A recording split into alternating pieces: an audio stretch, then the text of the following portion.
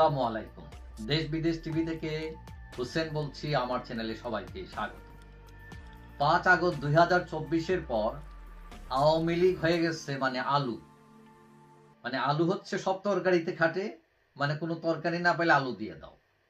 তা আওয়ামী লীগকে এখন আলু বানাই ফেলছে সবাই। কিছু হলেই আওয়ামী লীগের দোষ, আওয়ামী লীগকেই করতে হবে, আওয়ামী লীগের বয়সারে চারিদিকে আলু হইছে আওয়ামী লীগ।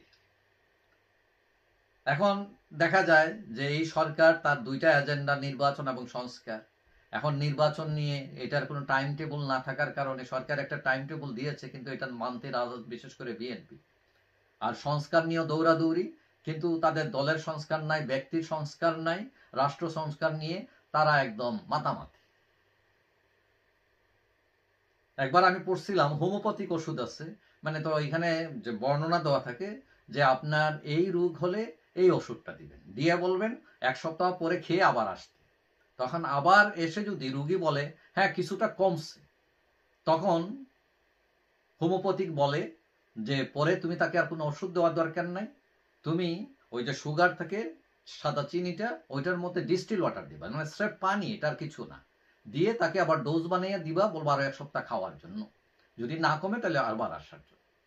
তো ওই যে ডিস্টিল ওয়াটার দিয়ে সুগার দিয়ে দিছে, এটা কিন্তু কোনো ওষুধ না, এটা স্রেফ তার মগজ ধুলাই, সে যাতে বুঝতে পারে ওষুধ খাচ্ছে, মানসিক, তার সে যাতে মনে করতেছে আসলে কিন্তু তার রোগ ভালো হয়ে গেছে, সে সেকেন্ড টাইম আসছে তার সন্দেহের কারণে আসছে। তো এখন ডিস্টিল ওয়াটার দিয়ে, স্রেফ পানি দিয়ে এবং সুগার মিক্স করে তারে দিয়ে দিছে, দিয়ে তারে ছাইড়া দিচ্ছে। তো এখন ওই ডিস্টিল ওয়াটার আর সুগারের মতো এই সরকার বা রাজনৈতিক দলগুলো ওই সংস্কার আসলে করবে না, ওই সংস্কারের ডিস্টিল ওয়াটার দিয়ে আমাদেরকে ছাইড়া দিচ্ছে, এখানে কোনো ওষুধ নাই। তো ওষুধটা কি? আসলে মেইন এজেন্ডা হচ্ছে আওয়ামী লীগ, সংস্কার, নির্বাচন এগুলো কিছু না, আসলে মেইন এজেন্ডা হচ্ছে আওয়ামী লীগ। আওয়ামী লীগের ফিরাও, এটারে নিষিদ্ধ করো, এরা যাতে নামতে না পারে, এদের জেলে ঢুকাও, এইগুলো হচ্ছে মেইন এজেন্ডা। এখন সংস্কার নিয়ে নাগরিকরা প্রকাশ্যে কথা বলতেছে, ঠিক আছে, আর অন্য দলরা বলতেছে। তারপরে আওয়ামী লীগ নিষিদ্ধ নিয়ে নাগরিকরা প্রকাশ্যে তারা বক্তব্য দিচ্ছে, জামাত, বিএনপি তারা তলে তলে সাপোর্ট করতেছে, প্রকাশ্যে তেমন কিছু বলে না, মুখে বলে আছে না নিষিদ্ধ চাই না, কিন্তু ভেতরে ভেতরে আবার চায়। কিন্তু এক মাঘে শীত যায় না, মাইন্ড কার্ড চিপায় কিন্তু তারাও পড়তে পারে যদি আওয়ামী লীগ নিষিদ্ধ করে। এখন লক্ষণীয় বিষয় হচ্ছে ডক্টর আলী রিয়াজ, যিনি সংবিধান সংস্কার কমিটির যিনি হেড, তিনি বারবার শুধু মিটিং করতেছেন বিএনপির সাথে, অন্য দলগুলোর সাথে তেমন কোনো খবর নাই, অনেককে একবারও ডাকেন নাই, তারা ধৈরেই নিছেন বিএনপি ক্ষমতায় যাবে, সুতরাং তাদের মতামতটা ইম্পর্টেন্ট, এবং তারার মতামত না নিয়ে এটা করলে তারা যদি আবার বাতিল ফাতিল করে দেয়, সুতরাং সব চিন্তা হলো তাদের প্রতি। কিন্তু আমি বলবো যে ডক্টর আলী রিয়াজ উনি আমেরিকার বিশ্ববিদ্যালয়ে পড়াইলে কি হবে, আমাদের দেশে ডক্টর কদম আলীদের ডিগ্রি নাই, তাদের যে রাষ্ট্রবিজ্ঞান এগুলো উনার জানা নাই। কারণ এই যে বিএনপি এগুলো করতেছে, এগুলো খামাগাই করতেছে, এক বিন্দু সংস্কার তারা চায় না। তারা কি চায়? তারা চায় পরিবারতন্ত্র ঠিক থাকুক, তারা পাইক পেয়াদা হতে পছন্দ করে, গোলাম থাকতে পছন্দ করে। আর সংস্কার এটা শুধু মূলা, পাবলিককে দেখায়, এটা শুধু মূলা না, এটা গাজর, এটা ফুলকপি, সব বানায় রাখছে তারা। কিসের সংস্কার? বিএনপি দলের ভিতর একটি শব্দ সংস্কার করছে বিএনপি,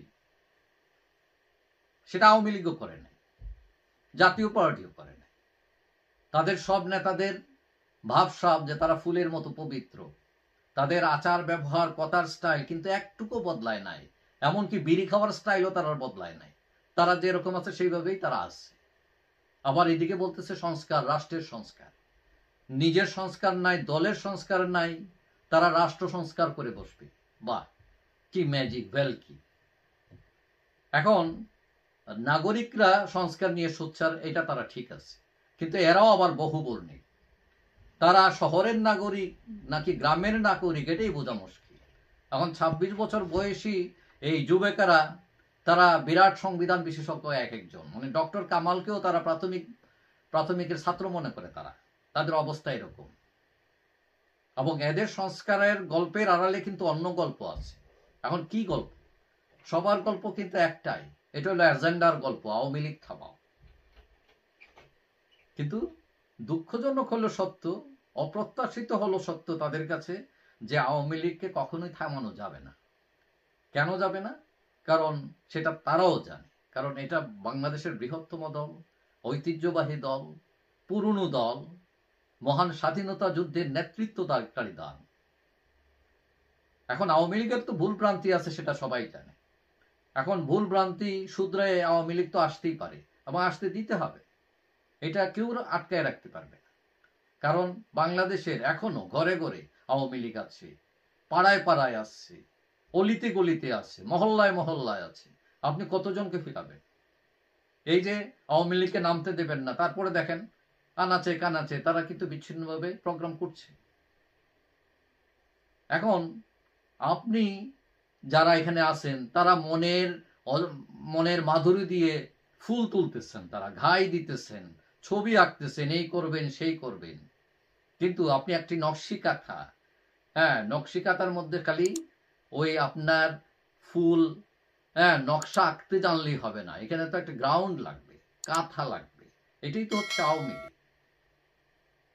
কারণ আওয়ামী লীগ তার দীর্ঘ ৭৫ বৎসরের রাজনীতি দিয়ে এই দেশে যে ব্যাকগ্রাউন্ড তৈরি করেছে, সেটা তো আপনি হুট করে একদিনে সেটা বাতিলও করতে পারবেন না, আপনি নিজে একটা বিকল্প তৈরিও করতে পারবেন না। সো আমি মনে করি যে সবাই যারা ওই এজেন্ডা নিচ্ছেন যে আওয়ামী লীগকে শেষ করে দাও, আওয়ামী লীগকে এই বাংলাদেশের মানচিত্র থেকে আউট করে দাও, নিষিদ্ধ করে দাও, এই এজেন্ডা কখনোই সফল হওয়ার মতো নয়। সুতরাং এইটা বাদ দিয়ে বরং যে সবাই সংস্কার করতে বলেন, নিজেরা সংস্কার হন, আওয়ামী লীগ সংস্কার করতে বলেন, বিএনপিকে বলেন, জাতীয় পার্টিকে বলেন, সবাই পরিশুদ্ধ হয়ে নতুন রাজনীতিতে আসেন, যাতে সেটা সমাজের, মানুষের, দেশের কল্যাণ হয়। এটা হচ্ছে আসল এজেন্ডা, সেটি হওয়া উচিত। যাই হোক, সবাই ভালো থাকবেন। আশা করি দেখা হবে অন্য কোনো ভিডিওতে, ইনশাআল্লাহ। আল্লাহ।